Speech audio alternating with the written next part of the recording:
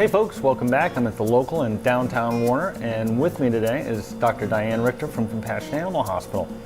Diane, how's it going today? Oh, it's just wonderful. Can't beat this weather. And I've got Peaches here. Yes, I've got my lap full of my favorite little Sheltie. This is our family dog Peaches, and I wanted to come in and talk to you a little bit about some skin conditions, because you know Peaches has been fighting a few that she's never had before, and it made me think about how many of our families, you know, really struggle with skin trouble. For the pets? Oh my goodness, their pets, you know, people don't realize, you know, ear trouble, itchy skin, there's so much that can be done. A lot of folks think that, you know, my dog's swimming in the lake and that's why the dog's getting ear trouble.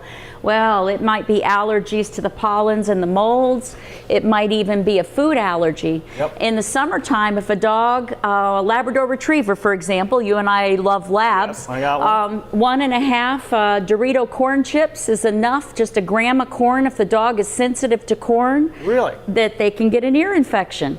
And so, you know, it's one of those things that we really can help them. If you've got a dog that chronically has ear trouble, we can definitely help them with that. If you have a dog that struggles with licking their feet and, you know, maybe is itchy all over, we can help with that.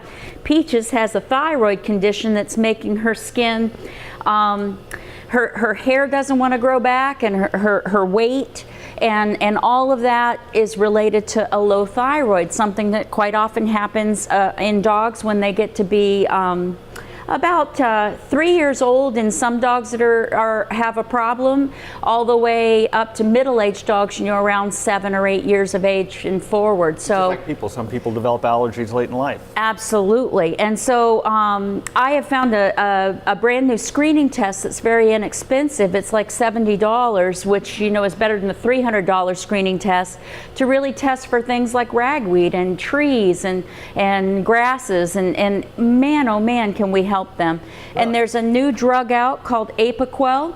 It's an oral medication that suppresses the immune system, but only at the skin level. So it's not like steroids like we used to have to use. And my goodness, those dogs, you know, do so much better. So if you have a pet that is really struggling with itchy skin, you know, between diet, things that we can do to control the fleas and the ticks, which we're always fighting, and also what we can do to help with all of the inhaled things, man, can we help them now? And there's no reason for your pet to have, you know, ear trouble or problems with the skin. And a lot of times, you know, unlike a kid who's always sneezing, eyes running, you can't tell if a dog, you're like, something's wrong with it, but is that an allergy? Exactly, and a lot of times it affects them all over. You know, I have some of my patients that come in that certain times of the year when things are blooming that they're really sensitive to, they may really need some help.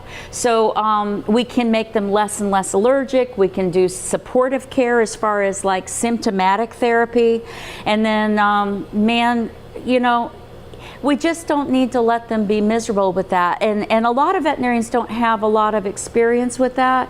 I went to the University of Florida, so I lived in the land of pollen and mold and fleas.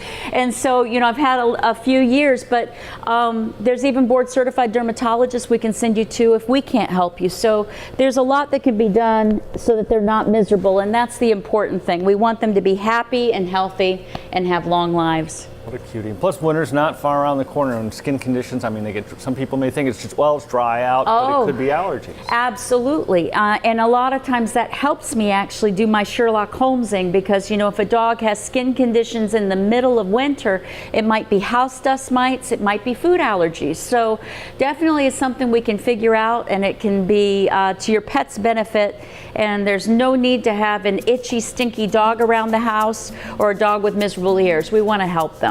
Great. Well, thank you, Diane. And they can contact you, go to your website, they can call you, stop in. I mean, you're well, glad to answer anybody's. Thank you so much. We want to help, and we want to help these guys. And I think Peaches is taking a nap now. All right. Bye, Peaches.